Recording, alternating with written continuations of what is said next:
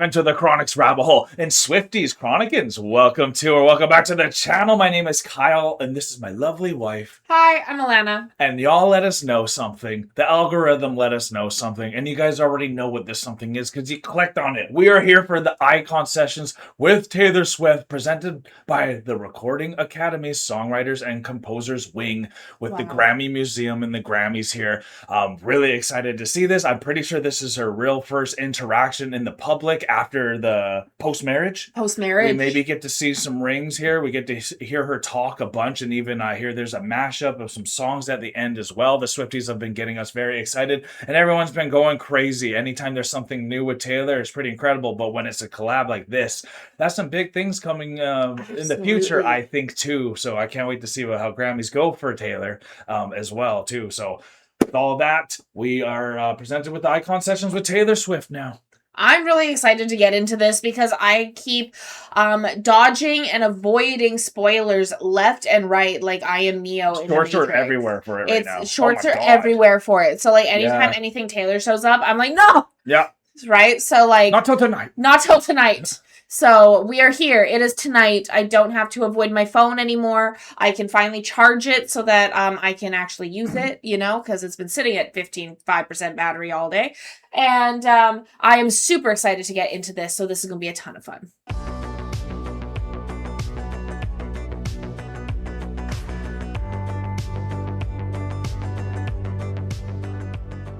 Okay, so the Recording Academy's Songwriters and Composers Wing presents the Icon Sessions with Taylor Swift, a 20-year retrospective recorded live at the Grammy Museum's intimate Clive Davis Theater.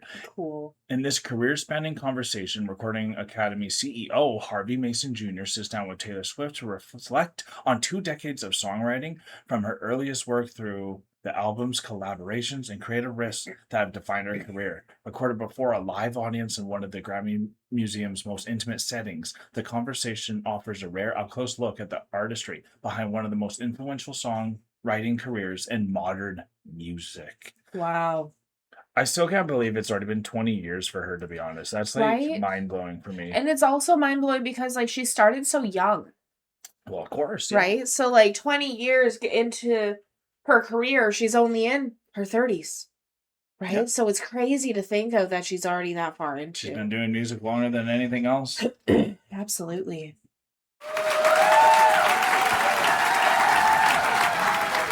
I want to start at the very beginning. You learned a lot about song structure, and it started at a very early age. Nashville. Who was it that influenced you? How did that happen? Maybe a little history. I was about 10 when I started obsessively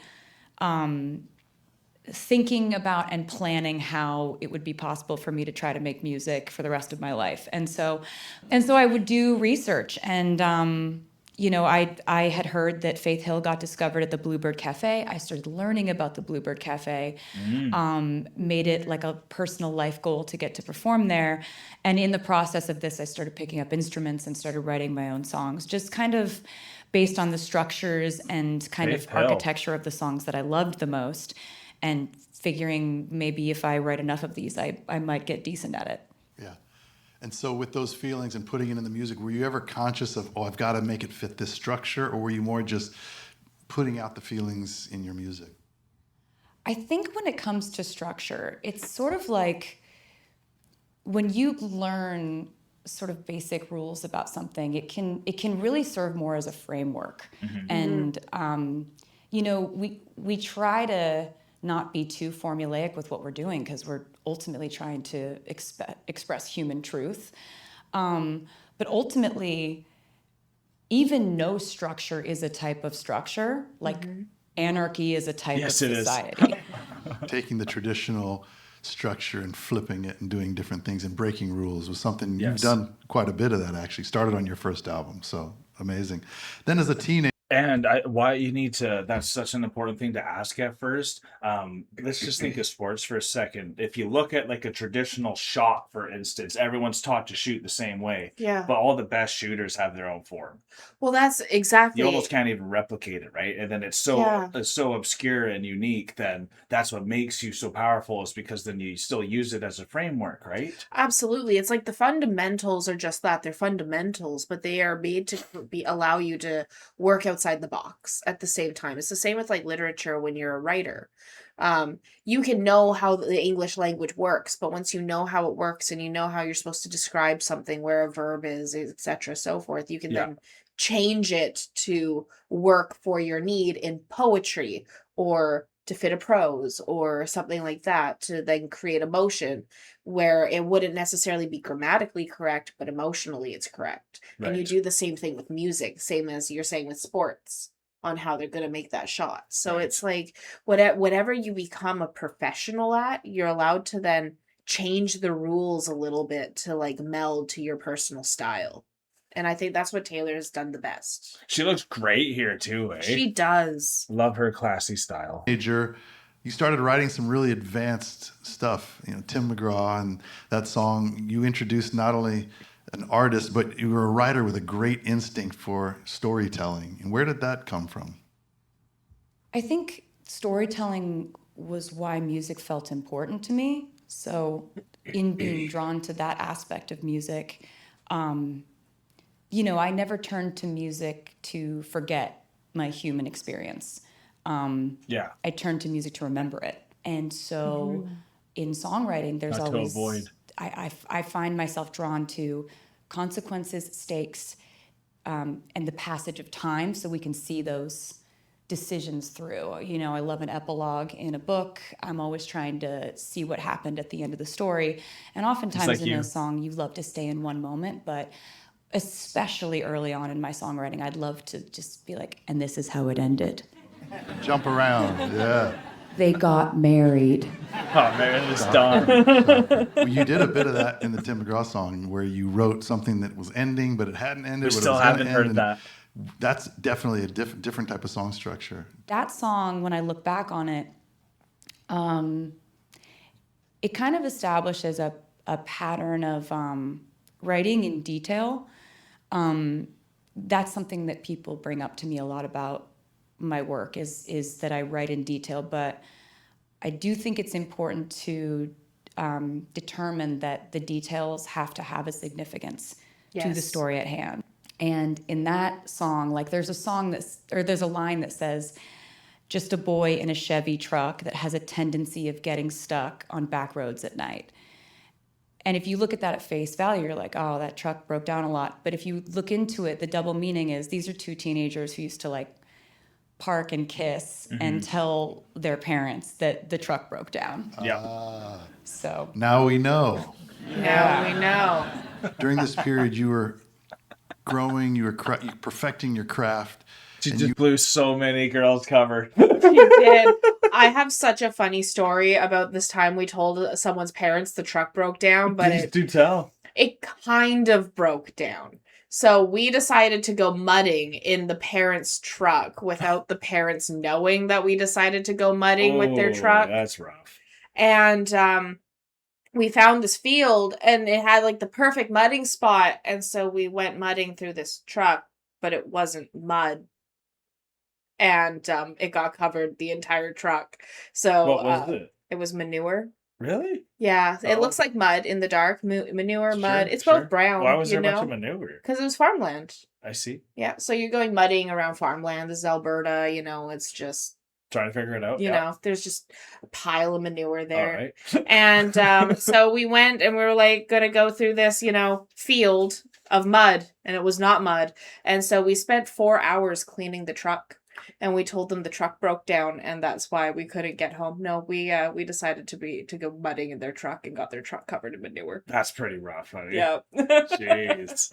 Not as nice as, making out in the car and sweet and innocent, but we had a great time. Yes, you did. during this period, you were growing, you were perfecting brutal, your eh? craft, and you were following your instincts. What is it about this period, or what is it that you did in that time that you think is, unique or maybe a superpower for you? Wow. Yeah, good question.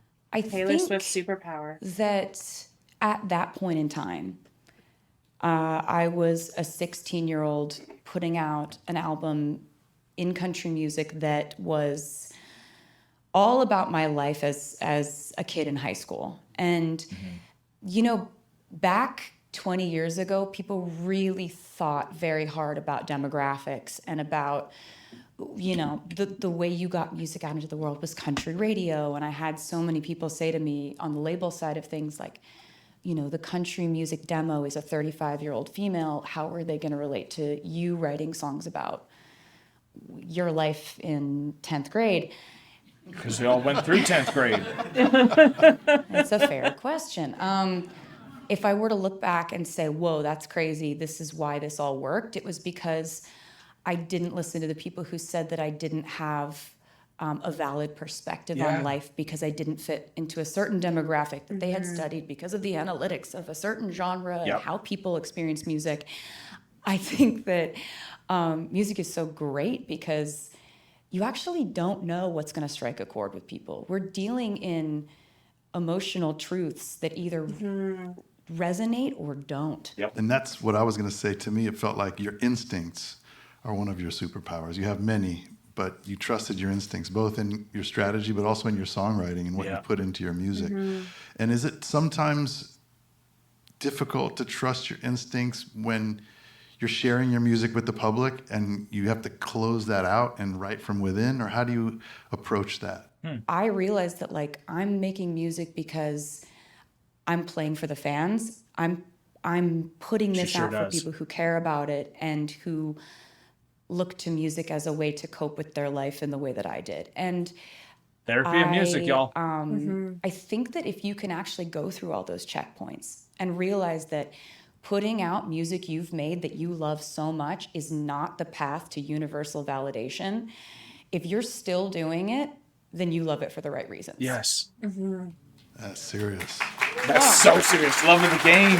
Love of the game. Oh, she just. I don't know if there's been another love their songwriter connection that's already. had to take that into consideration as much as you have. The public perception, how they're receiving it, how they're interpreting it. Yeah, like anything you say, they're like, oh, easy for you to say. Yeah. No kidding. But if you're sitting in the studio, how does that not block your creativity? How does that not slow down your process, having to think about how it's going to be interpreted? I don't know. Sometimes it fuels it. Like sometimes. Yeah. Of course it does. Sometimes when people are mocking me, it's really fun to mock them back. Oh man, yes, that sure is. Because of the amount of people I've been talking to about Taylor Swift recently, because I used to be a Taylor hater. A lot of my friends, big time actually. a big time Taylor hater. Like, I curated my wedding playlist to not have Taylor in it specifically. Jeez, yeah. Right? So, like, because every single person who is sending me a wedding playlist had Taylor Swift in it, and I was getting annoyed at it. Okay. So, like, that's how much of a Taylor hater I was. Not giving her a chance. And now I regret that decision. But, you know, it is what it is. Say lovey. But anyways, I've been talking to people, and I've been running into a lot of Taylor haters. Yes, you have. And like Taylor said, sometimes, you know, the animosity It excites you a little bit. So I even made a switch in my writing that I did, and I changed the word quickly to swiftly every single time, unless it didn't work, because there's sometimes it just doesn't work. But yeah, that Yeah. brings something out. Like, revenge is a real thing, and like all that is good. Reputation and all that is like that's the side of Taylor that we all can laugh about too, as this guy's laughing right here too. I forgot his name. We'll have to check out his name again. Was it Brian or something? it was Henry. It was Henry? I believe it was Well Henry. done. Harvey, yeah. Harvey is pretty Sorry. cool. I'm sorry, Harvey. No worries. But yeah, like honestly, she's so unique. I love her interviewing style because Yeah. she knows when to drop a funny quip. Easy for you to say. And then like everyone's like, "Whoa, like, yeah, she's so normal. Like, just keep going." Like, her instincts are so great. She's so It's instinctive. her superpower. It is truly. Hey, Peppy, do you got a superpower? You good? Did you find the spider yet? Can you get rid of it? All right, you good, hon? Yeah, we're good. All right, 80. Sometimes I like to just use words that they have to Sometimes. look up in order to talk shit about. Word hippo.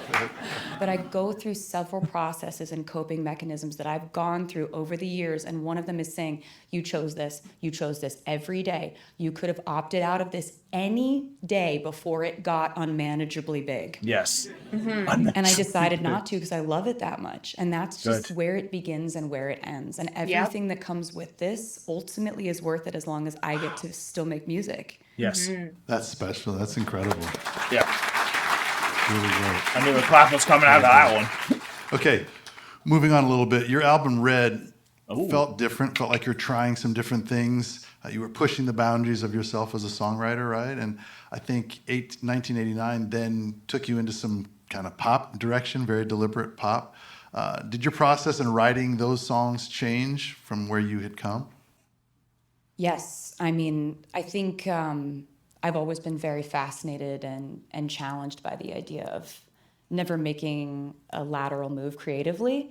And it helped that, being somebody who started this when I was 16 and then continuing to put out albums, my life was changing so quickly that if you continue to write about your life and write from these new challenges and adventures, like the sonic landscape of that and the soundtrack of that can change with you. So it's like with my albums, I would take my dedication to, being a confessional songwriter and my belief that that's important and that that although the details of my life may be different from other people's, it's the significance of those details that bonds us in our own like shared human experience.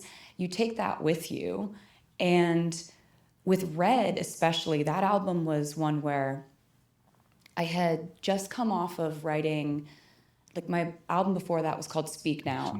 And it was an album that I wrote completely solo. And on that album, I really learned how to take a feeling I was feeling and then craft that on my own into a sound and kind of world build the music around my feeling for it. Oh, wow. So what you had were songs that the song Enchanted The is feeling about, opposed to the storytelling at first. falling in love and that sort of glittery, twinkly, fairy lights feeling, and that's exactly how the song sounds.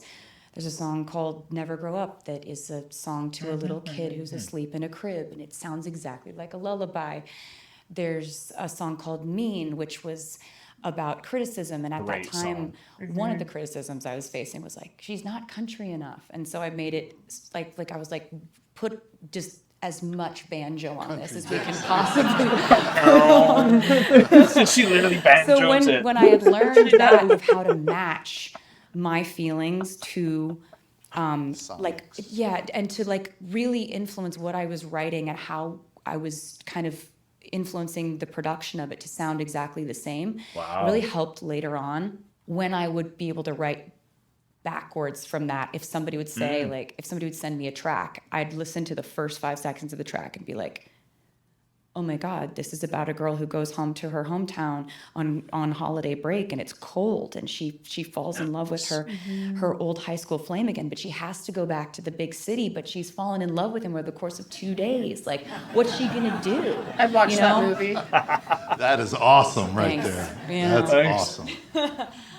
I forgot what Red song that was, is. To Yes. your point, Red was where I decided I'm gonna try to find myself. Y'all, please help us, Swifties. If we miss any of those Easter eggs, let us know, because I know that was like legit a song. Like I'm even thinking of that one right now. Where what is that one where she goes back and sees the friend, and it's like the summer loving one. The summer loving one, which was like Was that ruined Peter? the friendship. No, Peter. No. Yeah, like I don't remember, but y'all will let us know. Please flood the comments. We're just trying to listen. I'm honestly like I could just listen to her. She's like a professor of just like wisdom. like the way that she speaks, it really entrances you, and like she's just really good at making you feel the emotion while she's storytelling, obviously. When you were scrolling through quickly, like before the camera was turned on, you were scrolling through just to to like see the description and stuff like that. And I saw one of the top comments underneath this video, and it said, "It really is a privilege to be able to listen to Taylor Swift talk." Yeah, touche, right? Right? And it really feels like a privilege. Like it feels like I should have been paying to go to this seminar. Yeah, it's like a TED Talk right now, It isn't feels it? like a TED Talk. Yeah. Right? Like, But that's what her life is. It's in yeah. like the superpower of being in tune. Yeah.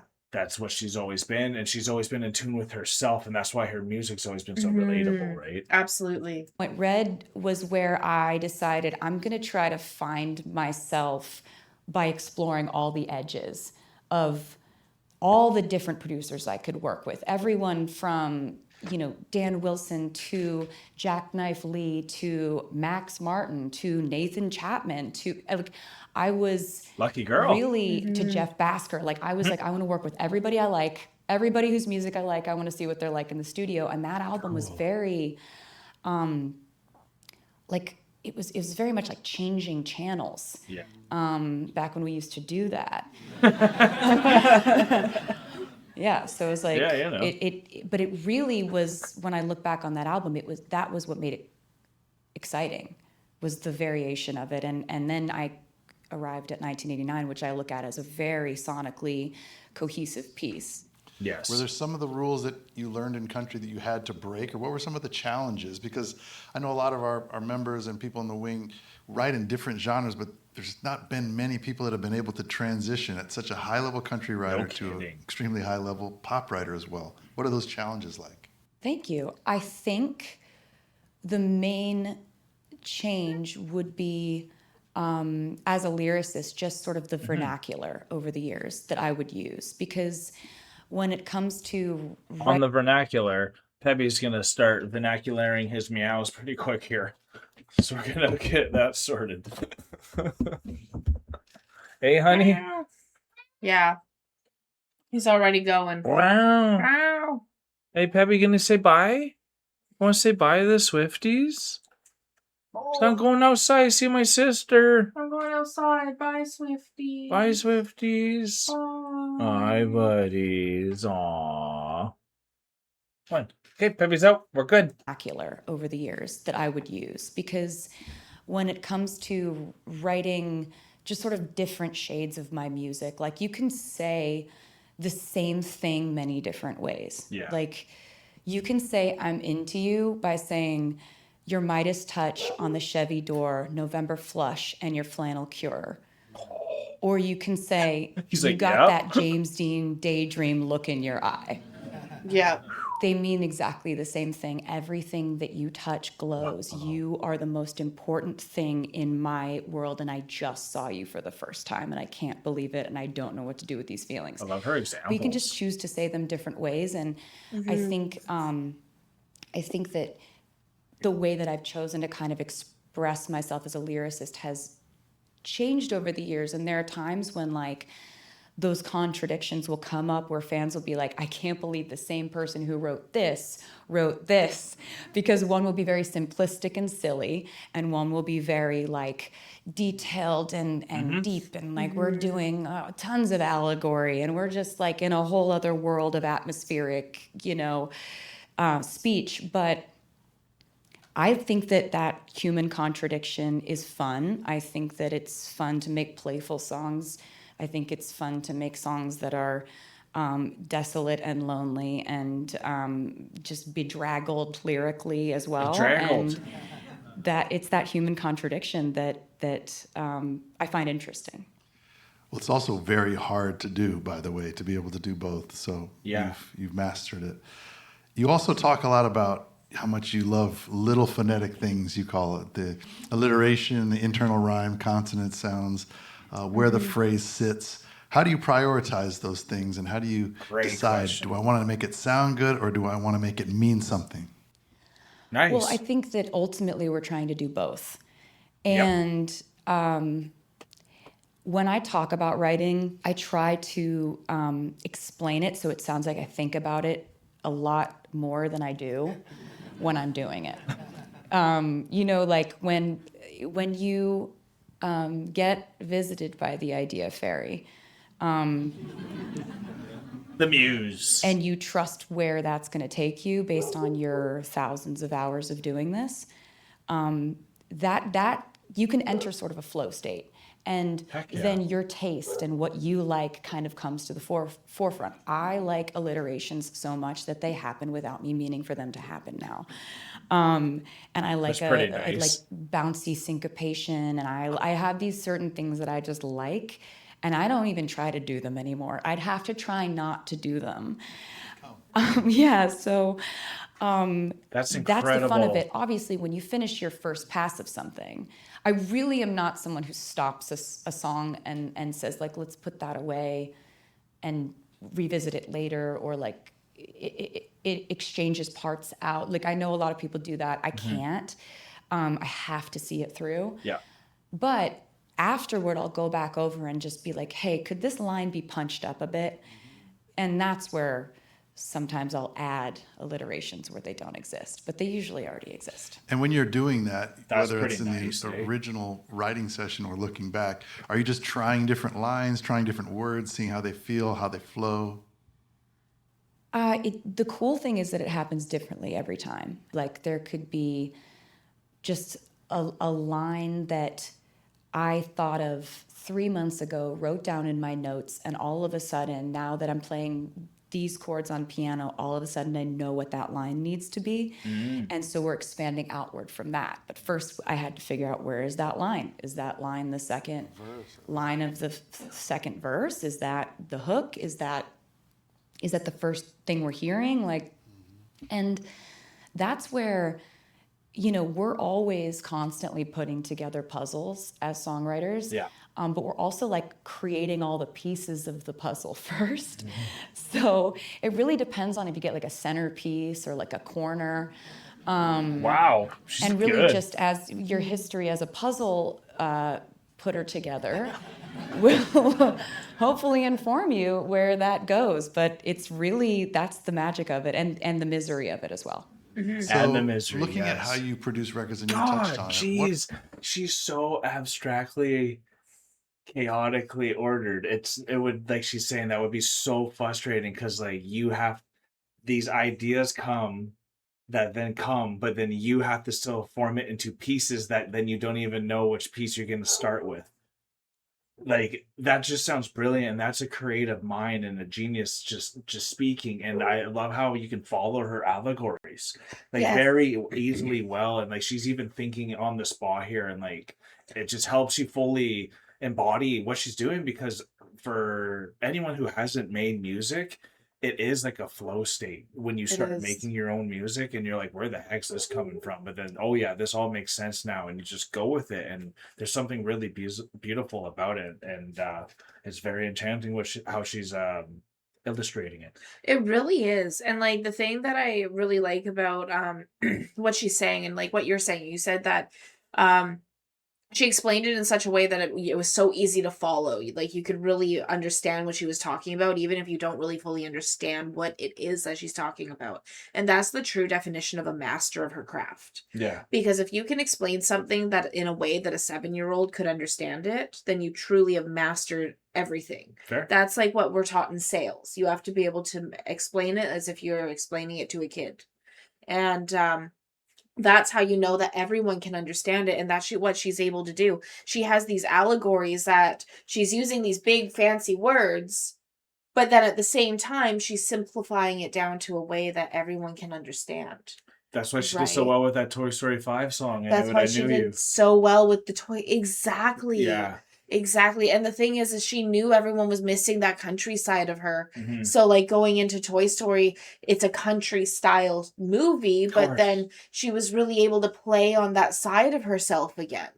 And like Made us yearn for the debut again. made As it's us coming. yearn for the debut again, made us yearn for that that idea fairy to come and give her some new country ideas and things like Pick that. what's So, coming for the debut oh my anniversary. I'm getting God. so nervous. I'm so excited. We're just into this. For those who have been here for 20 years, like, you guys are so lucky. Oh my God. What are some of the things that you like to do to complement your songs? How are you building production around your lyrics and your storytelling to make sure it's creating the right mood and the right vibe? You talked about the twinklies, and is that something you work with producers and say, no, I want it to feel more like this? I know you produce a lot of it yourself as well, so talk about that process if you don't mind. It can either be compelling to make a song sound exactly how it feels, or to flip it. Which the people that really taught me the most about that are Martin and Shellback. Yeah. So I think maybe the best example I have of this is that I wrote this really Max. sad piano ballad called I Knew You Were Trouble. I want to hear that version. I was really excited to bring it in, and I played them this really, really sad ballad, and I was like, I think just no drums, and they're like, what if it's dubstep? And what did you say? Let's go for it. You're like, oh no. I don't know, guys. Let's give it a run. I don't know. I also have a lot of, She plays. I don't know. I think can't you should- imagine them saying that to you, though. You sat and played No, them the song, and they're like, dubstep. Oh yeah, what if it's electric guitar and dubstep? We're not putting a piano in this. But it ended up being the best thing for it, and I think Yeah. that as a collaborator, my favorite people to be in the room with are yes and people. Yes, and. So I love yes and. why not try it? If they heard it and they thought dubstep, Yeah. and what are I they hearing? came to them specifically because I didn't want to be making lateral moves creatively, why wouldn't we go down that path? Mm-hmm. Why wouldn't Yeah. we? And I really think that enthusiasm in the studio, it can really you make know or that break song, honey? what you end No. up creating. You know that one, I knew you were trouble when you walked in. Oh my God. Yeah, I know that one. Shame on me. Yeah, that's Oh my God. what she's That talking about. So song. that one could have been like a sad piano ballad. Yeah, you could hear it actually. Yeah. I could see that. That's why I wanted you to envision it very well, because I knew you as soon as I did that. Yeah. Oh my God. I could see it Right? as a sad ballad. Doesn't that change everything? And then now? they're like, no dubstep. Oh my God. Oh my God. Then, oh yeah, that oh my God, and that goes into what the thread of what she's talking about, how you can say something similar in many different ways. We always talk about how she can make a cliche and spin it in so many different Yeah. ways too. So now she can honestly go any way, and she probably could make any song with her lyrics into any genre. I like how she even said that her favorite type of people in the studio are yes and. The people who like what you made, but want more. How often do I say that? All the time. They're like, yes and I'm like,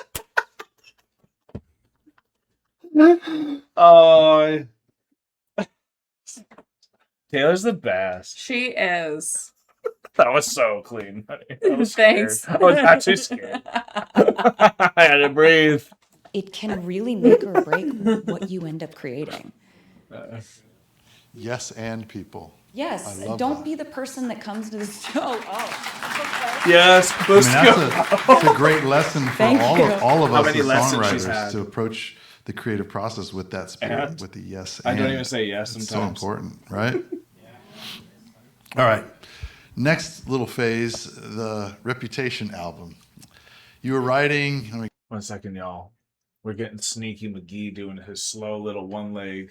Oh, he's coming out of See? bed. Yeah, I he's- see. He's trying. I'm gonna get him. He thinks he knows. Oh wait, but he might be going to sleep with his brother. No, little boy. Is he going to sleep with his brother? No, he's just standing because I think he has a sense we know. He knows we know. Oliver, please lay down, please. I knew you were. When I went to bed. It's still so cute, and because of that, I'm just gonna give him a tiny bit of love because that's usually all he really needs right now, and I'll be right back. Well, I must admit, Harvey is pretty amazing too, because always the interviewer determines a lot of the success in these moments as well. How much Yeah. space they give, how they know how to keep it moving, and I like how structured Absolutely. he still is too. And like we're very story based people, like timeline wise, when we do interviews. Absolutely. So starting from the beginning to where we're at now, I think is iconic, and he better talk about the wedding. Next little phase, Maybe. the Reputation album. You were writing, I guess it's a big phase. You were writing in an environment Just a where little. a lot of people, the public in general, believed they knew the story. They thought they knew the story. How did you change what you wrote? And how did that public's perception make you adjust? It was a time in my life when, for the very first time, not the last, people had really actively tried to misunderstand me just in general, and to misunderstand what I was trying to say, and to purposely misinterpret it. And it felt very stifling as a person, as a human being. But ultimately, as a writer, it gave me this really, when I look back on it, this really sort of gnarled bite when I would write my lyrics. Because I figured okay, this is when I learned when people are in a hate frenzy about a public figure, or really anyone, it could be your daughter in her middle school class, when people decide we're all gonna stand around someone and point and mock them, you can't respond with outward sincerity. Any attempts you make to explain yourself earnestly or sincerely will just be mocked. Yep. Even worse. Oh, for sure. And so it was an interesting challenge as a writer to say, what can you possibly say when everything you say is being returned to you in this sort of distorted, they just sort of gaslighting feels like. overreact rather than react to anything that you say or do, any position you take. And so I decided to put out a song called Look What You Made Me Do as the first single, where I, as a dead corpse, emerge from a grave, and then proceed to deliver this very tongue-in-cheek sort of mischievous take on what it's like to feel cornered in that way. But wow. the fun part of that album is that it had a lot of cornered. sides to it. If you looked deeper into that album, it's an album about feeling so upset about this mass shaming that you felt like you were going through, that you find this little cave and you crawl in there and you try to find a tiny bit of warmth. And that warmth sustains you for the entire time that you feel so massively misunderstood by people who don't know you. So that was a really fun challenge of that album, and I'm very proud of it when I look back on it. And I just am I think the things that I look back on now is when I've gone through something that was sort of an attempt to drive me insane. When you don't allow that to happen, and you use art and music as a way to barrel roll out of that, those are the moments I'm the most proud of. No kidding. Great. Yeah. Great stuff. The way she landed that is So impressive. then you have Reputation and Lover, and I would say that's darkness and light, defensiveness, openness, back and forth, right? Is that just where you were in your life, or was that done intentionally? You said, okay, I've done this, now I want to do this. Or are you just writing exactly what you're feeling in the moment? It's really that. I'm In the I'm not a moment, big girl. mood board artist. I'm really much more of a mood artist. Yeah. I always start there. I always start by how my life feels to me, and really the aesthetics of the album are the last thing that I decide. Wow. That was so iconic. Some little details like that come to me along the way, but it's fun to have these glimpses of what my life felt like that are so accurate to that. And when I look back on my discography or whatever, I see exactly what I was going through at those points in my life, and it feels, to me, that feels special. I know everybody's different. That could feel really strange and weird and just open heart surgery to some people, but for me it feels very sacred. And I look back now on songs that I wrote about just gut-wrenching heartbreak, and I look back and I'm like, that was a really good lesson I learned. That song is about a really good lesson I learned. So it changes over time, but it still is very reflective of the time I was going through. And what's great is those times are resonating with your fans, your listeners, and they're going through that with you at the same time. And you have an incredible ability to convey that feeling and give people comfort and understanding there's other people going through it at the same time, right? Yeah, and I think that's really a unifying connector that drew probably everyone in this room to making music. And a time that I felt that the most was when I made an album called Folklore in the pandemic. And that album is really, really all about loneliness. If you kind of delve into certain lyrics on songs like Peace or Hoax or Exile. Exile for sure. It's really about feeling so completely alone. Sorry, I almost made a mom cry at the park because I played Exile for her. Because I was That was like, the Taylor hater. yeah, I was like, you should listen to this song. I think you'll like it. And she was like, Yeah, it's Yeah. devastating, and I think what she's saying here is so true. And what Harvey was also explaining, we were in a phase where we were going to see a lot of concerts, yes. and we're seeing a lot of showmen, showgirls, and all Yeah. that too. So when The Life of a Showgirl came out, and then that was really how we got introduced to Taylor. Yeah. We were feeling that vibe already. So then when she Absolutely. was able to then embody it for us as well, throw in the art and the storytelling and the creative lyricism and the bops. That's what like hooked us completely. Yeah, but absolutely. it also happened to fit the mood and the time of what we were part of going our through. life too. So it was like really incredible, and I think that was the album Yeah. that would have captured us, and it was like perfect timing. And I think that's what happens to a lot of people with Taylor. You find her at the right time as well. Absolutely. And what's so cool too is like you said, we found her when we were going to a lot of concerts, and the showgirl showmanship type feel was really about our whole life. Yeah. And then we've been moving backwards through her discography, going into all of the So interesting type of which way. has been such an interesting way going into Taylor, because Taylor, we know, listens to the full previous album right before releasing the next album, kind of like as a way to like say goodbye to the old and like And with the rein in the new, right? And but we're going backwards. So we already know how the story ends as we're going through all this pain and devastation that she's gone through. So it gives us a bit of a different perspective on the pain that she's gone through, because we know how the story. It's seeing the lessons in reverse. Yeah, it's seeing the lessons in reverse, which has been really interesting. Yeah, because there's some really good movies that show the timeline from reverse to the beginning, and then everything you saw you thought was at the beginning, but it's The actually Time Traveler's Wife. Is that what happens in that too, or? It's a lot more complicated, but like Sounds good. The Time Traveler's Wife. She loves that stuff. Exile, it's really about feeling so completely alone, which weirdly everyone on the globe was feeling to some extent, and then getting to put out that album and have us all have something that we could kind of say like, oh yeah, I felt that way too. Like that was, I think, the most intense Absolutely. feeling of unification I ever felt. Really? Eh? Wow. It seemed on that folklore project you were writing almost from a third perspective, or writing in character. How was that different for you? Oh, it was extremely different for me, and sort of a pressure release valve. Okay. Nice. It was, yeah, for sure.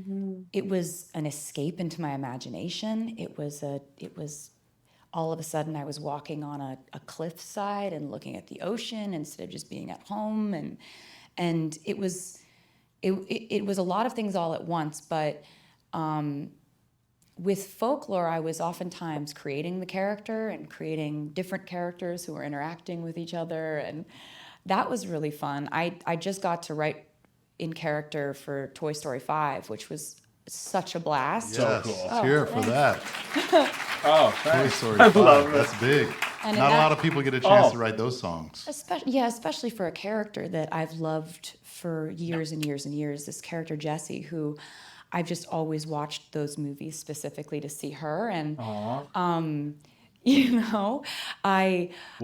relate just to the way so she in reacts shock to from certain it still. situations. I react to how deeply her heart was broken, and how deeply she feels, but how she protects the people she loves. And she's like, I think, it's really a lot more fun to write from a character when you really understand their motivations because you relate to them. Yeah. So that's coming from inside, but you just said something that I was going to dig into, a confessional songwriter. You said you're a confessional songwriter. Obviously, when you're doing character writing, maybe not so much, but as a confessional songwriter, what does that mean to you? And I'm not sure if you've all heard that term a lot, but that's really interesting. Mm-hmm.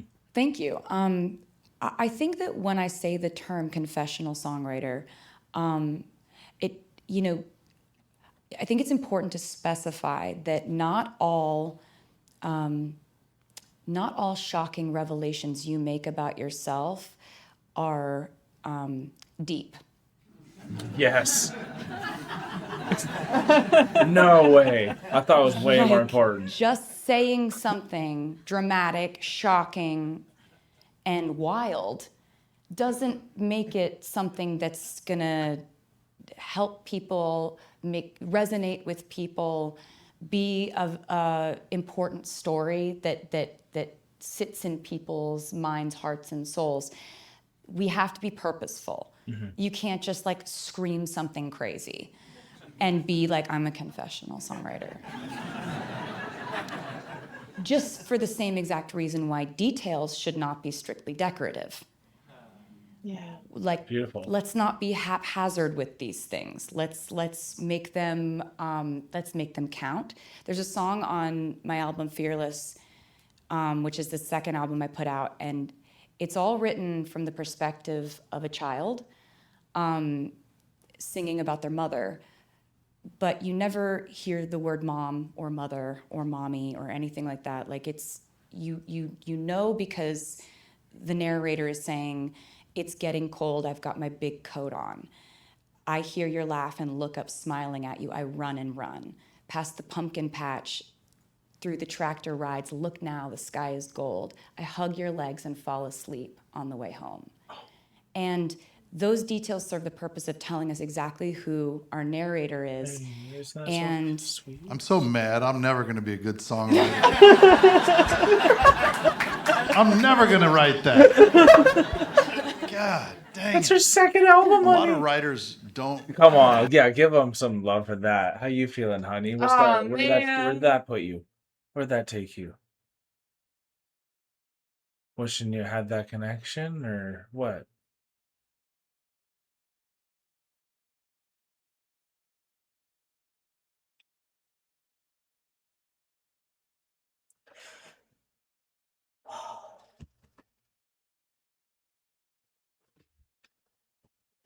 You're welcome.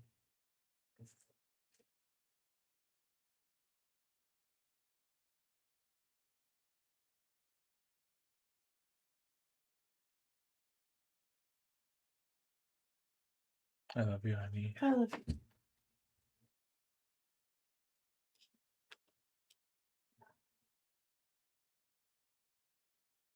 It takes me back to something that was taken away.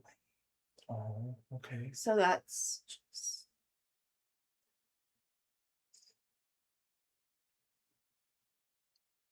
Anything you want to elaborate on, or? Not really. Of course, like, do you want to like just hit play, or? Yeah. Yeah, that's all I'm wondering.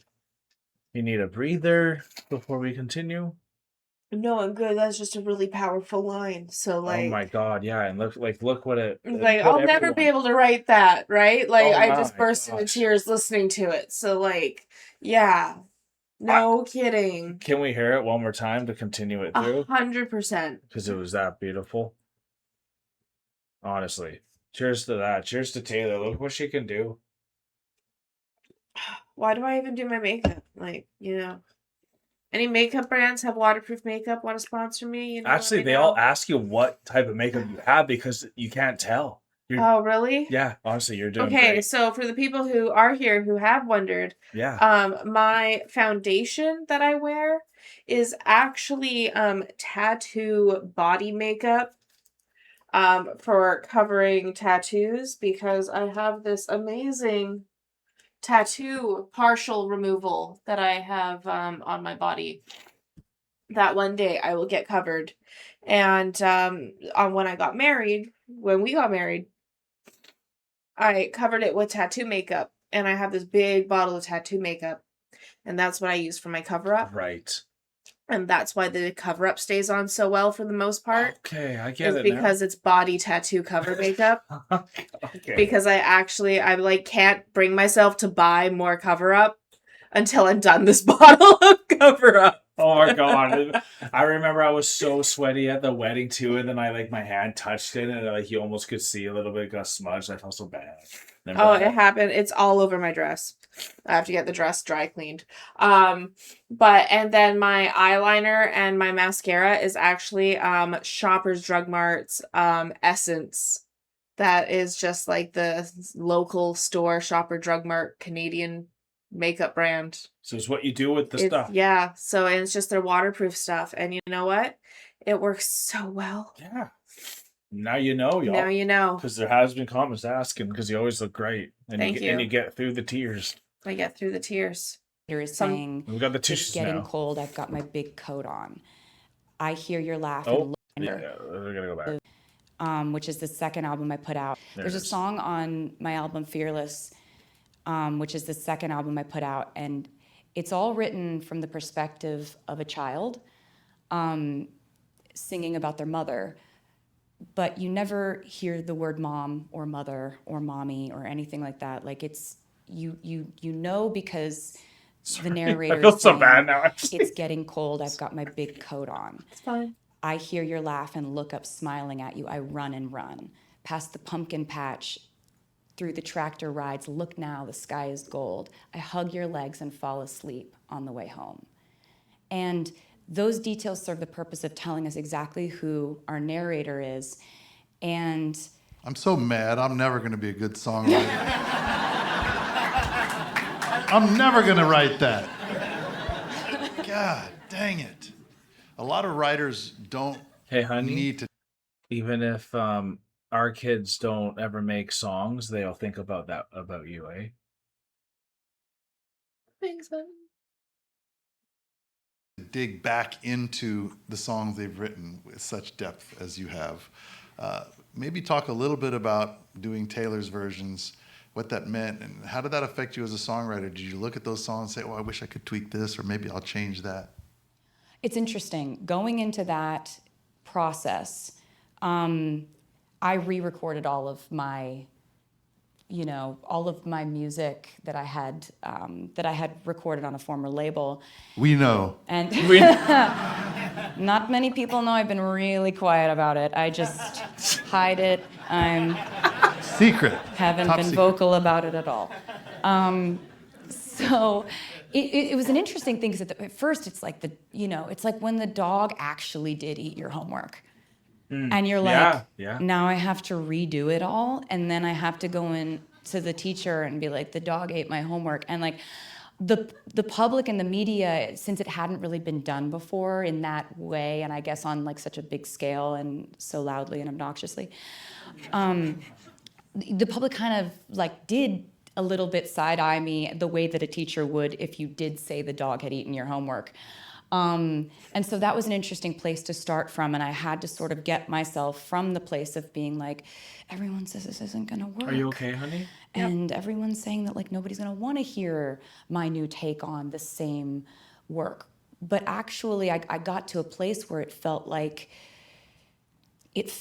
defiant reclamation of what was always mine to begin with. I was like, oh, actually, maybe I could go back and sing these exact same notes, be faithful to the work that I'm very proud of and not be changing notes or like doing crazy riffs or anything.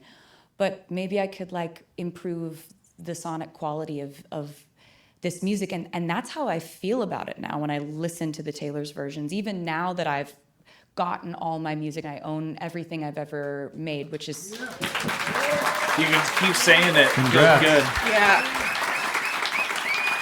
And you got your band. This is not an official question. I'm just curious for myself. How did you just decide to call them Taylor's versions? Were you sitting at the house one day, I'm going to call these Taylor versions? Literally. Yeah, like sometimes it's cool. just it's just hiding in plain sight, you know? Yeah, That's great. sure. But yeah, like when I would go back, I had these songs that were songs that I'd left on the cutting room floor for one reason or another, and sometimes those songs resonated more with me when I re-recorded Went them. back, There's yeah. a song that I had written when I was 22 called Nothing New. And it ended up being a duet with Phoebe Bridgers, who is a friend of mine. And that song is about feeling like you're aging out of the music industry. I wrote it when I was 22. And I was like, I'm washed up and boring, and everyone's over me, and it's sad. And so I 14 kind years of later. get why I didn't put it on Red, because that's like, I feel like that's kind of a passing thought when you're 22. Like, that's a sad night with a bottle of wine. Yeah. But when I was like 30 and I was re-recording it, I was like, oh no, this hits. This hits.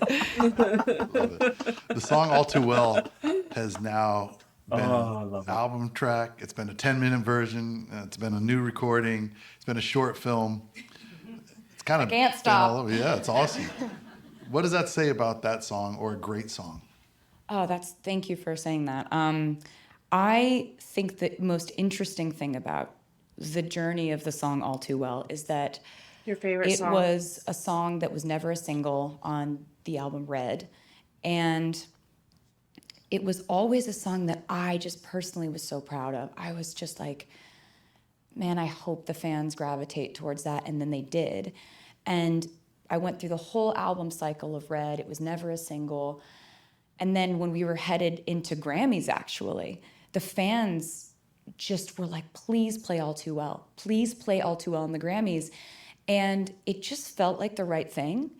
And so I played this song on the Grammys, and it's always had sort of this, like, it's always been sort of like powered by fans caring about this song. And so, you know, all the iterations of it really speak to the fact that, you know, when they love something that passionately, I'm gonna listen to that. And that's been such an interesting story of a few different songs in my career. The song Cruel Summer was never a single on the Lover album. Yeah, we just until the figured that out. fans were so vocal about how they wanted to hear it on the Eras tour. Yeah. Years later, 3+ years later, I was putting together the Eras tour, and the fans were like, all we want to hear is Cruel Summer. So I put it as the first song, the first full song on that, in that set list. Yep. That propelled it to have this weird viral success that then made the label say, like, hey, would you want to put out Cruel Summer as our single? And I was like, you can do that? It's from a 3-year-old album. And it turns out you can. Turns out you can.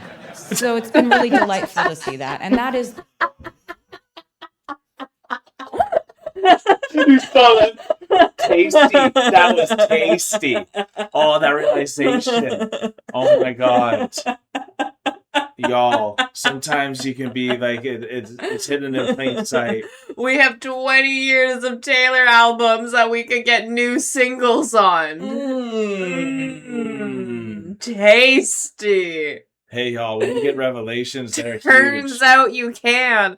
And guess what? I now own all of my music. Signals from them all. Singles for everyone. You're gonna single. You're gonna single. Oh God, that's actually just really exciting. Oh man, we have to see that again. Yeah, of course we do. There we go. And I was like, you can do that? It's from a 3-year-old album. And it turns out you can. So it's been really delightful to see that. And that is lovely. That is lovely. So There's something I meant to say a while ago, but then it lost, and then I was gonna say here, and then we wanted to rewind there, and I almost lost it again. So I'm just trying to get it out. So when you realize something, one of the funniest things for me is you can become a stickler to things, and I always thought essays had to be 5 paragraphs. Oh. Like, no matter what. So then I remember I went back to college, and then, you know, everyone's coming out of high school and everyone's a little more in the game than I am. And then I like literally made a statement. I was like, yeah, like 5 paragraphs, like that's all you can do. He's like, no, Kyle, like you don't have to do 5, right? I was like, oh, Like, that oh. changes everything. I didn't quite do the tongue thing, but I get kind of nervous that way when I get excited for like possibilities because there's a little bit of embarrassment too. But like, I know I have a tick that I do, like the lick of the lips. I just don't know what it is off the top of my head. That's when I think the kids are cute. I get my, like, what's his name? Little Nicky grin. yeah, Alana has a little Nikki grin where anytime she's excited or connecting, because you get it with me, you get it with the cats, you get it with the kids, so it's always about a cute thing then, eh? Yeah, it's about a cute thing. If something's cute, I get the, like, my cute aggression takes over, and I get, like, the sideways smile, like little Nicky when he got hit in the face with a shovel. So, like, I don't know why I do it, but I do. We all got our ticks. We all got our ticks. And she's so genuine too, so it was cute to see that. That was tasty. We're sorry, Taylor. We love it. Don't worry. So it's been really Yeah, no. delightful to see that. And that is Yeah. lovely. Lovely. So, sitting next to one of the all-time greatest songwriters, I have to ask you some like very specific, detailed questions about your process because I think we all want to hear some of these answers. For you, does it start usually? I know it's different every time, but is it lyric first? Is it melody? You're in the shower? Are you at a piano or on a guitar, and it starts with music first? How does your song process begin? I think if you limit yourself to one of those ways, you're really cutting off a lot of opportunity. And I think that I'm very welcoming of any idea, however it lands. It could be that, I don't write a song every day, but I will have a cool twist of a common phrase almost every day.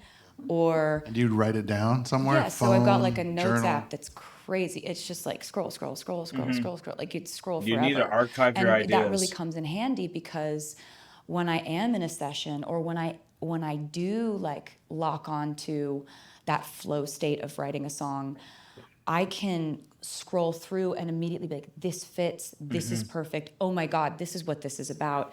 And so like, I don't think we need to be like purists about when these ideas come to us and having to like chase down that idea because it just came to you, like I have to get out of bed and write this right now. If you have to, then go do it.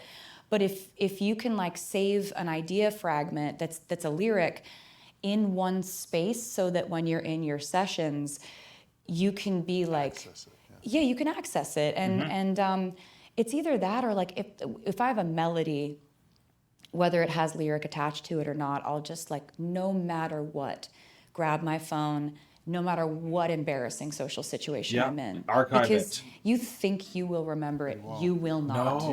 No. And we've all been there where it's like you're drifting off to sleep. You're like, that is so catchy that I'm going to remember it.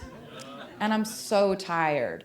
Gone. Don't listen to those voices saying you're tired. You need to record it right now. It does not matter if like it doesn't matter like if somebody thinks that's weird that you're just like look at the one you do it then. She sounds like Britney. That's what like a lot of them sound like. And then you wake up and the next morning you're like, whoa, what is that? No, most of the time you're like, that was awful. But every once in a while, like, you know, you're like, Okay, there was something there. Just go. So just But seriously, I tell you all the time, like have a notebook with you. And I know. all the time, y'all, like, because I know this is how Taylor works. If she's doing this for her music, her normal ideas and how she plans her life and all that, could you imagine how quick she is to archive and then to implement and then to schedule and then like that's what you need. It's a 3-step process to become successful, right? I am so impressed by her A-type personality. And your A-type personality. What is A-type personality? So like there's like A-type, B-type, and then there's I've a heard all couple that, different types but of just, like, what personality. does A mean? So A-type is like dominant. It's like you take control. You're scheduled. Right. Okay. You wake up at 6 a.m. Routine. You have your routines. You can like plan Get some something systems out going. and get a system going. You have your notebooks. You're an A-type personality. Okay. I am a B-type personality. I have 72 sticky notes between 7 different binders. Yeah. And maybe 4 notes tabs open on my phone, but my phone storage is full, and half of my photos are on my computer, half are on my phone, and Oh, it's everything is terrifying. mismatched, and my entire desktop is full of tabs. Yep. So, like, I am very impressed by Taylor's A-type personality and like how she's putting everything together. And like there's a reason why she's so inspiring to people, not only to like everyone who is her fan, but also to her peers Of course. and within her own industry, right? Because of what she's putting together and how she like has things set in her like day-to-day schedule, like even her notes tabs and things like that. Yeah, and how voice memos she- are handy. If you don't have a notebook now, just do voice memos. Just do voice it's just memos. as easy now. You got no excuse Yeah, now. You got exactly. a phone. Got a phone. Every once in a while, like you know, you're like, Okay, there just was a couple. something there.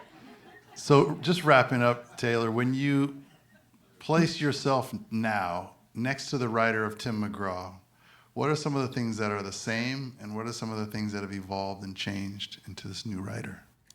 That's a really beautiful and eloquent question. If I look back at the song Tim McGraw, there are actually sort of hints at everything that was going to happen in the next 20 years, like character work, like when it says, he said the way my blue eyes shined, put those Georgia stars to shame that night. I had never been to Georgia. That was not real. that had not happened. Right. But it's like, as you know, you kind of are working around like sort of character and like what feels like what this character would have said and what paints a picture that kind of informs this story that we just locked into because that first line described so much for us. Also, sort of the idea of a song as a message, the song that jumps forward in time. And even in jumping forward in time, it's saying, I hope you reflect back in time, the sort of time machine song.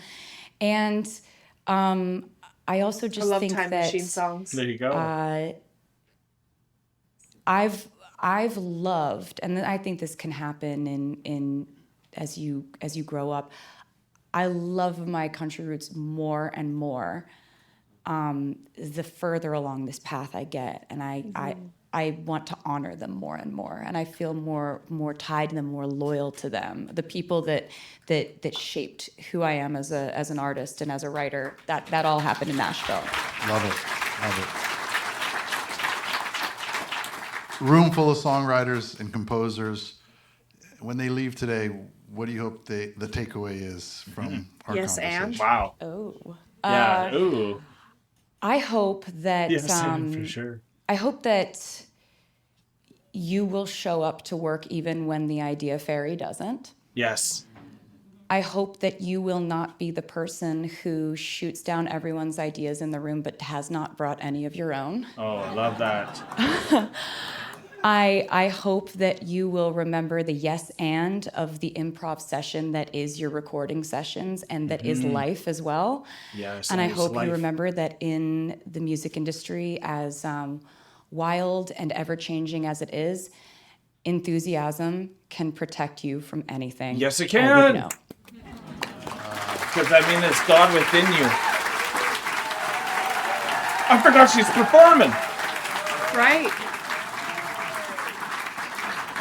So this is the piano that I brought with my me all gosh, around the the world Eras. on the Eras tour. I love this piano. And Oh my gosh. one of my favorite things that I would do on the Eras tour, and something that really became something the fans paid a lot of attention to and would kind of like make a lot of guesses about every night, was I had this section called the acoustic section.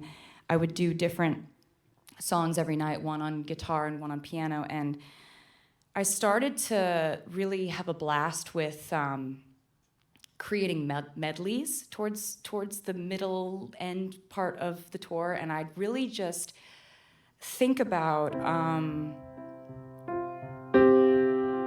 different songs I could mash up with other songs. That would be surprising and kind of a surprise and delight moment for fans. And a way that I would kind of pick the songs is I'd find some sort of through line, whether that was like, you know, rhythmically, or these are all about a similar emotion. And I prepared one for you today that Oh my gosh, eh? if I was still on the Eras tour, I would do this one. And it's I feel so lucky. it's songs that are connected to each other by the common theme of being about memory and reliving certain detailed memories of your life and the significance of those memories.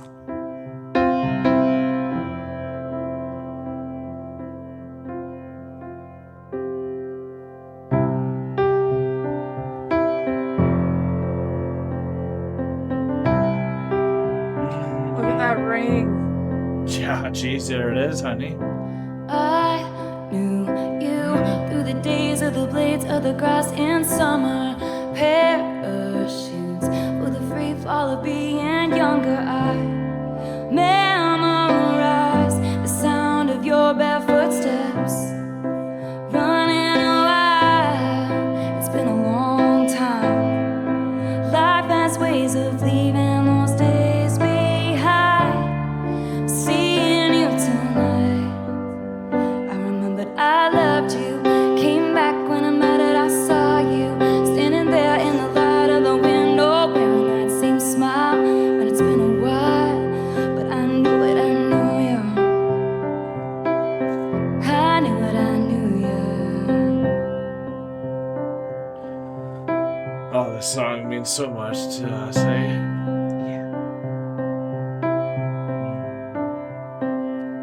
Salt air and the rust on your door. I never needed anything more. Oh, she sounds so good. Whispers of are you sure? Never have I ever before. But I can see it's lost in the memory. August slipped away into a moment in time. It was never mine. And I can't see it's twisted in bed sheets. August slipped away like a bottle of wine. 'Cause you were never mine. Back when we were still changing for the better, wanting was enough. For me it was enough to live for the hope of it all. Cancel plans just in case you call and say meet me behind the mall. So much for summer love and saying us, 'cause you weren't mine to lose. And our rivers I cried when we Oh. said goodbye. Nice. Oh, Wondering if I'd made it up in my mind. jeez. But you look me in the eye. That's smooth. Very smooth.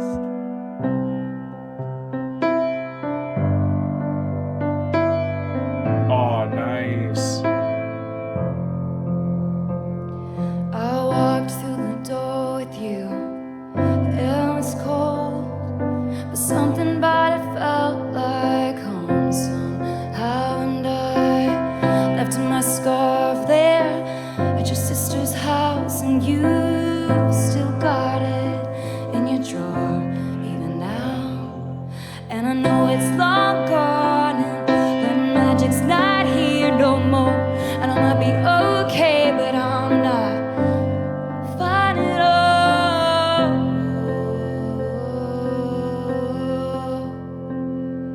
It's there we are again on that little town street. You almost ran the red 'cause you were looking over at me. Wind in my hair, I was there. I remember it all too well. And here we are again when I loved you so. You kept me like a secret, but I kept you like an oath. Sacred prayer, and we'd swear to remember it all too well. Remember when I pulled Wow. up and said, get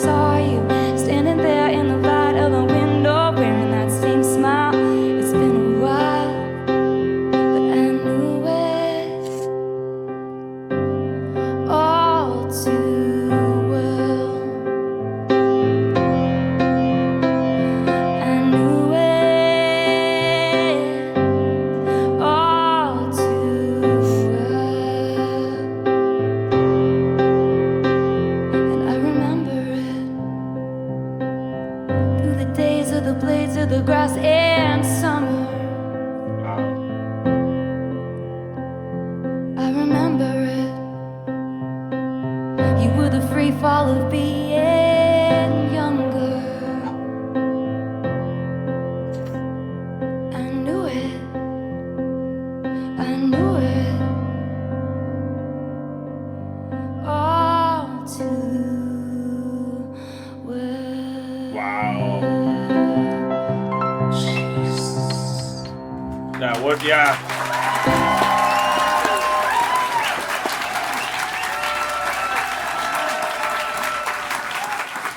Oh, floored. Wow. Wow. That was powerful. Thanks, guys. Oh, you guys are so nice. God, she's phenomenal. That was incredible, y'all. Where I was going to there, because she said the thread between all that was like those memories and all that you wanted to kind of get into. Yeah. We never got to experience the Eras tour, so I felt very just honored to be able to, like, if it was continuing, this is what we'd be doing. And it really felt like we got to go there in that moment. So I really got to feel what it was like for y'all Swifties in the heat of the moment to have that. But where I was going memory wise is it's our 2-year-old's birthday today, Isaac. It is Isaac's birthday today. And what was his first movie His in first the theaters? was Toy Story. Toy Story 5. Toy Story 5. And when's his birthday? When's my birthday? August 8th. All too well, right? All too well. So it just really just felt unique, and I think what Taylor does is in the moments when it hits you specifically, it feels like it was for you. It does. So like she does music to serve. She So, really does. I mean, this type of a mashup, and now we can see so many people that get inspired and are making their own mashups now, Yeah. because we even have some Swifties requesting us these mashups. And like, I Absolutely. even think about songs I want now mixed together, and I've even started to wanted to do that myself. So like, Mhm. it just shows the creativeness that comes out of Taylor and the universal thread through a lot of her music as well. And I think just remembering the good times, and I just was imagining Isaac's face, honestly, just like Yeah. just his face alone was bringing me to tears just because of just how precious he is, and just Absolutely. and that's it. Just you never want to take any moment for granted, y'all. And just look how pumped she still is about having all the music to herself now. And like, just it's like having your toys come back, and like, Yeah. you know, like literally like Toy Story is like when those toys get stolen and then they come back. Like those memories, those moments in those movies are some of the most powerful. So like, They are.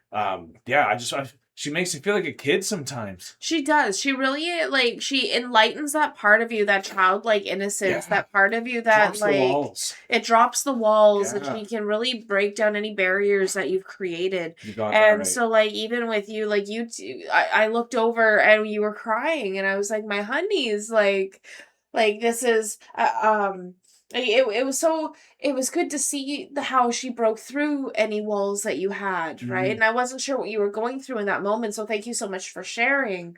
And Yeah, good cries about just the Yeah. beautifulness of the memories of our boy. absolutely. And like, so like this song here, it really made me think of like all of the memories that we've had together. Like we've been to Mexico, we've been to the Netherlands, all the times we went to the potholes together. It made me think of the first time we went. our first time we went to the potholes, right? So like, and it made me think of all the memories, not just, you know, The good and the bad. it the makes ups you think and of the the downs. ups and the downs, right? Because The like whole journey. the whole journey is what makes it an adventure. It's not always, you know, sunshine and daisies, right? Like Adventure means there's some struggle. there's in some struggle, life. there's some friction, but like those moments are the moments where it's like, I love you, right? Because I loved you in thick and thin. I loved you through the friction, Yes, things and. like that, right? So it's yes and. Because we're gonna keep moving forward. Make your Right. point. Let's get And through let's it. keep going. And I think that's why it was so cool that she said yes and made that a point of something that needed to be remembered going into recording studios, even when the idea fairy doesn't show up for work Definitely. And that sometimes can happen when you don't have inspiration for anyone in the job, right? And like sometimes you're just not feeling yourself and you still gotta show up, right? And I know, like, so for me, I am writing. So in my creative space, I am currently trying to write a novel. Yes. And it's a fantasy novel. It's something that I've wanted to write I've wanted to write a fantasy novel since I was really, really young. And I decided to brush off all of my writing stuff and like start it up again now that I'm an adult. And it's difficult because there are days where you can write 3,000 words in a day, no problem. And then there are days where you look at the page and you write negative 250 words because you just deleted a bunch of stuff that no longer made sense to you, but then you had nothing to fill it back in with. And the idea fairy just isn't working with you. Yeah. Right? So there are times when you are, especially when that's your career, when you go in and the idea fairy's not there and it's devastating. And so it's so cool that she said, remember, yes, and.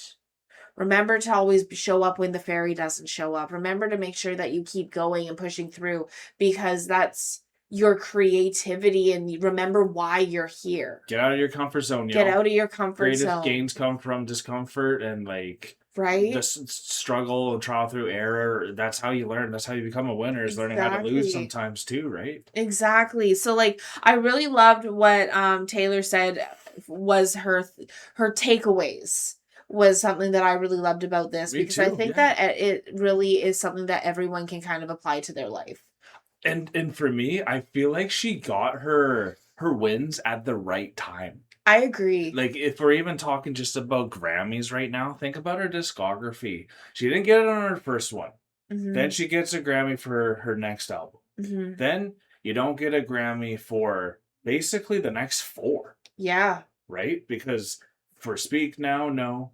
1989, no.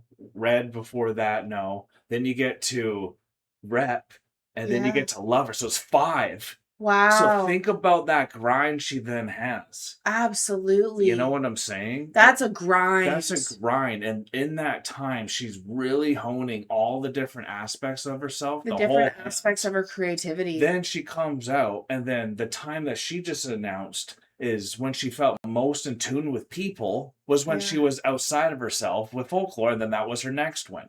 Absolutely. Then you get the sister with Evermore, which is still incredible, but it plays a lot to the same feelings of that. And then we go and move into something even more embodied because she's having this Eras tour that goes off.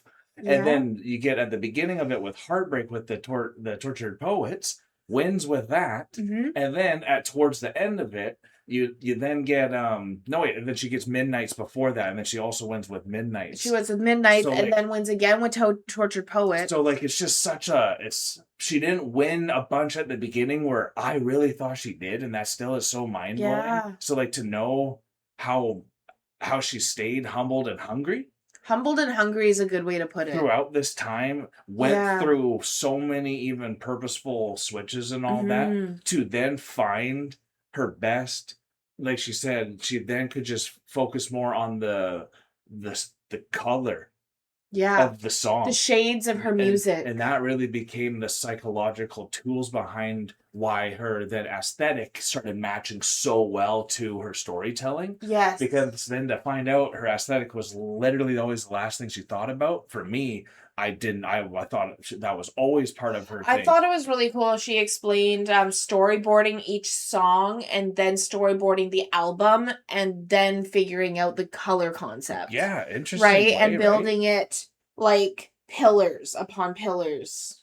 She's got her so like pyramid set up in that kind of a way. So that was just really cool to learn about her scheme and her storyboarding and the way that she does that. I thought that was really really neat. So but yeah, this was just fantastic to get to see into her mind. I can see why y'all were just so excited, especially after, because I saw the comments right when it came out. Mm-hmm. Everyone's going nuts, but then it was excitement, right? And then after it, you could see like an hour and 2 hours passed. And then everyone's like, I'm crying. crying. This is so sad. It's like, oh my God. So like for me, I'm just waiting. I'm like, well, that like interview was pretty good. Like, oh shit, I almost forgot. Oh gosh, she's playing. Like, okay, we're good. And then she started playing. I'm like, oh, I'm done. Done. So It's over. it was quite a journey. We hope you guys enjoyed the journey with us. Let us know if you had a good time with us by hitting the like button or heart button here on Patreon, or you can let us know in the comments just what you thought about the reaction as well. Subscribe if you are not a Chronicin yet, Swifties, and if you want to go the extra mile, we do have Patreon free trials where we have a lot of behind the scenes and extra content and even blog content that makes it there. One thing that has been blocked that you guys might be intrigued to is we just went we saw an incredible sunset, and we just put the life of a showgirl on top of the sunset, so you can watch a sunset from Soup BC and actually have the life of a showgirl playing in the I background. don't know if it's going to make it onto YouTube. I already tried. It didn't look like it was going to work. So that is something, for instance, that you would see on Patreon if that intrigues you. So it's quite the good therapy. But anyways, we hope you enjoyed this Icon Sessions, because we are now exiting the rabbit hole, folks. Thank you so much, everyone, for being here with us, Swifties. This was absolutely amazing. I love getting to see into Taylor's mind and getting to see really what her like process for songwriting really is. It's definitely honestly, it's kind of what I expected. It's a little different than what I expected, but I always kind of expected her to be an A-type kind of style with her personality. And She's got like, a lot of variety how to make songs. but she has such a variety on how she makes songs. So like, she's kind of like a whimsical A-type, if I was to say. She goes with the flow of it. She follows her whimsy and she keeps her creativity flowing, but she keeps it scheduled and she makes sure she has her notepad and she keeps it like Archive your ideas. Got her archive Remember going. that. And Archive so your ideas. I really love the advice that she gives and like her style and everything. So this was just fantastic to get to really hear from Taylor herself with this amazing interview, and then to see that phenomenal performance at the end was just top tier. It was the cherry on top. So thank you so much, Swifties, for being here with us as we did this amazing Icon Sessions with Taylor, and I can't wait to see you at the next Taylor Swift video that come down the rabbit hole. Peace and love, everyone. God bless y'all. Take care and bye for now.